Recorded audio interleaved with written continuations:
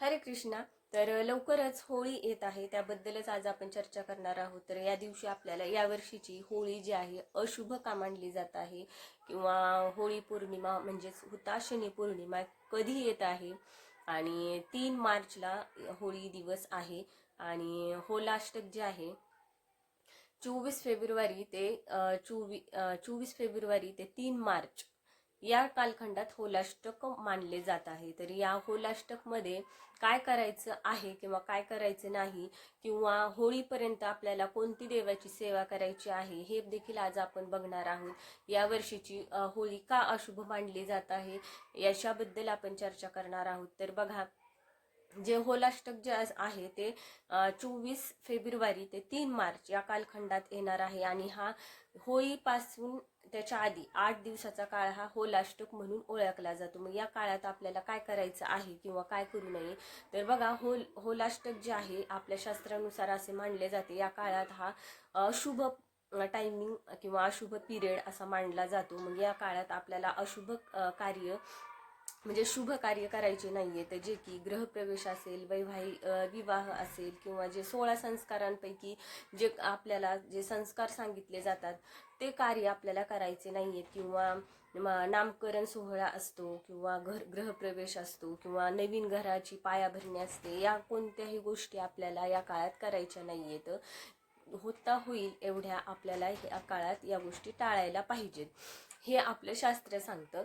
तर बघा, मग हा जो टायमिंग आहे तो 24 फेब्रुवारी ते 3 मार्च या कालखंडात मानला जात आहे. तर बघा, होळी ही अशी एक म्हणजे पौर्णिमा असते, जे आपले महासिद्धरात्री ज्या असतात 4 असतात, त्यापैकी होळीची महासिद्धरात्र म्हणून ओळखली जाते. आणि हा खूप अशुभ टायमिंग असतो. कारण बघा, या टायमिंग मध्ये जे लोक असतात ना, ते करणी बाधा तोडगे करणारे ह्या काळात खूप ऍक्टिव्ह असतात. मग ह्या काळात आपल्याला काळजी स्वतःची कशी घ्यायची, आपल्या घराची काळजी कशी घ्यायची, आपल्या मुलाबाळांची काळजी कशी घ्यायची, याबद्दल आपल्याला सविस्तर आज माहिती मिळणार आहे.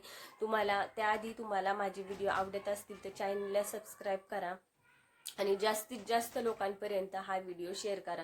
तर बघा, सगळ्यात महत्त्वाचं, या टायमिंग मध्ये आपल्याला आपल्या संसाराची, आपल्या घराची, आपली स्वतःची देखील, आपल्या मुलाबाळांची काळजी घ्यायची आहे. सगळ्यात महत्त्वाचं, जो लास्ट टायमिंग आहे त्या टायमिंग मध्ये मुलांना सहसा बाहेर खेळायला पाठवू नका. त्यांना असं अलर्ट करा, कोणी काय खायला दिलं तर घेऊ नये म्हणून. किंवा जी पांढऱ्या कलरची जी खाण्याची वस्तू आहे, पेढा वगैरे, ती सुद्धा घेऊ नये असं त्यांना अलर्ट करा. सगळ्यात महत्त्वाचं हेच आहे. आणि इथूनच वाईट गोष्टींची सुरुवात होते. त्यामुळे अगोदरच सगळ्या घरातल्या लोकांना बऱ्याच गोष्टी सांगण्याचा प्रयत्न करा, जेणेकरून बऱ्याच गोष्टीपासून, जे निगेटिव्हिटी असते त्या गोष्टीपासून तुमचा संसार, तुम्ही, तुमची मुलं बाळ दूर राहतील. तर बघा, या काळात तुम्हाला मी सांगितलंच की या काळात अजिबात कोणत्याही चांगल्या गोष्टी करायच्या नाहीयेत. आणि होता होईल एवढं जप तप साधना अनुष्ठान अशा गोष्टी आपल्याला करायच्या आहेत. आणि बघा, ज्या उग्र देवता असतात या काळामध्ये, उग्र देवतांचे जेवढं तुम्ही सेवा कराल किंवा जप कराल किंवा त्यांची साधना कराल, त्या उग्र देवता तुम्हाला प्रसन्न होतात. जसे की जे भैरव आहे त्याची सेवा करा. आणि ह्या काळात भैरव जे काल भैरवाष्टक आहे ते 51 वेळेस वाचलं तरी चालेल. यामधून तुम्हाला बऱ्याच गोष्टी, तुमची साधना घडेल आणि तुमच्या मनोवांछित ज्या इच्छा असतात त्या पूर्ण होतील. आणि तसेच ज्या बाहेरच्या निगेटिव्ह गोष्टी आहेत त्या तुमच्यापासून दूर राहतील. जरी तुमच्यावर कोणी काय करणी बाधा केलेली असेल किंवा करणार असेल, तर त्या गोष्टीपासून तुम्ही वंचित राहाल किंवा त्या गोष्टीपासून खूप दूर राहाल. त्यामुळे होईल तेवढा जप करा, अनुष्ठान करा, साधना करा. आणि तसेच श्री सुक्त जे आहे ते तुम्हाला त्याचे पाठ जास्तीत जास्त करायचे या काळामध्ये. जेवढे तुम्ही श्री सुक्ताचे पाठ कराल तेवढं तुमच्यासाठी हा जो कालखंड आहे, चंद्रग्रहण, होळी, किंवा होलाष्टक जे चालू होणार आहे, तो कालखंड तुमच्यासाठी अतिशय उत्तम राहील आणि तुमच्यापासून निगेटिव्ह गोष्टी, वाईट गोष्टी लांब राहतील. तर बघा, या काळात तुम्हाला होईल तेवढं तुम्हाला जप अनुष्ठान करायचं आहे. स्वामींचा जप करा. रोज 11 माळी जप करत असाल तर उत्तमच आहे, पण ह्या काळात जास्तीत जास्त जप करण्याचा प्रयत्न करा. तुमची जी देवता प्रिय असेल किंवा तुमची श्रद्धा ज्या देवतेवर असेल त्या देवतेचा तुम्ही जप करू शकता. ग्रहणाचा काळ देखील या टायमिंग मध्येच येत आहे. बघा, चंद्रग्रहण जे आहे 3 तारखेला म्हणजे 3 मार्चच्या दिवशी 3:20 चालू होणार आहे आणि त्याचा मोक्ष होणार आहे, म्हणजे समाप्ती होणार आहे 6:48 म्हणजे जवळजवळ 6:45 पर्यंत चंद्रग्रहण असणार आहे. मग या काळात तुम्ही जास्तीत जास्त सेवा करण्याचा प्रयत्न करा. स्वामींचा जप करा, कालभैरव अष्टकचे पाठ करा, श्रीसुक्ताचे पाठ करा. होईल तेवढा नाम जप करण्याचा प्रयत्न करा. एवढंच माझं सांगणं आहे. कारण जेवढा तुम्ही नाम जप कराल तेवढं तुमच्यासाठी जे निगेटिव्ह गोष्टी आहेत त्या लांब राहतील. आणि बघा, आता वेद पाळायचे आहेत का? आता बघा, मागच्या वेळी जे सूर्यग्रहण होतं ते आपल्या भारतामध्ये दिसलं नाही, त्यामुळे आपण वेद पाळले नाही किंवा कोणत्याच गोष्टी पाळल्या नाही. पण ह्या वेळेस जे चंद्रग्रहण येत आहे ते चंद्रग्रहण आपल्या देशामध्ये दिसणार आहे, त्यामुळे बऱ्याच गोष्टी आपल्याला पाळाव्या लागतील आणि पाळल्याच पाहिजेत.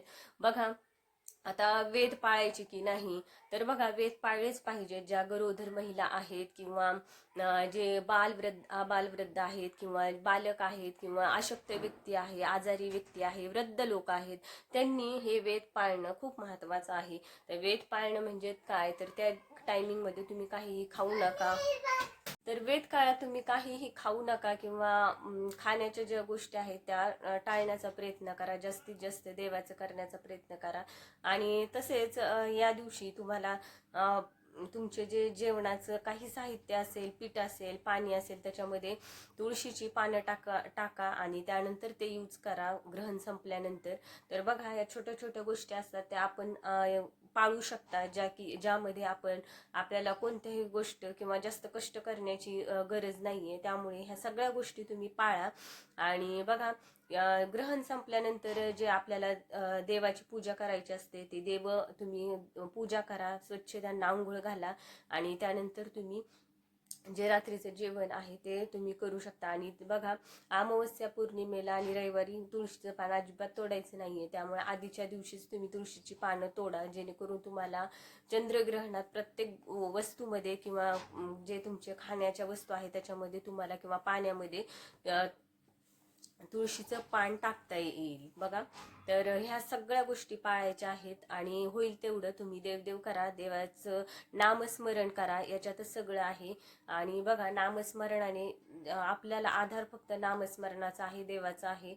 आणि ह्याच गोष्टी बऱ्याच लक्षात ठेवा आणि देवाला सोडू नका आणि फक्त देवाचं नामस्मरण करत राहा. तुम्हाला व्हिडिओ कसा वाटला नक्की सांगा. चॅनलला सबस्क्राईब करा आणि आवडला तर कमेंट बॉक्समध्ये कमेंट करायला विसरू नका. धन्यवाद. भेटूयात अशाच नवीन एका व्हिडिओमध्ये नवीन माहितीसह.